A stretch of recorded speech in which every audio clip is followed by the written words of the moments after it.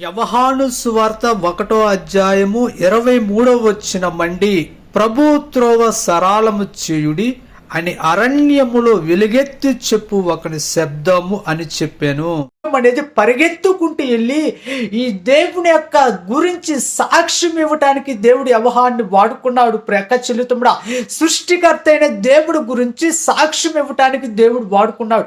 ఈ వాక్యము నీ వద్దకి పరిగెత్తుకుంటూ వస్తుంది. నువ్వు గమనించు, ఎందుకంటే నిన్ను అభివృద్ధి చేయాలని, నిన్ను అభివృద్ధిలోకి నడిపించాలని, పేదరికాన్ని తొలగించాలని దేవుని యొక్క వాక్యము నీ వద్దకి పరిగెత్తుకుంటూ వస్తుంది.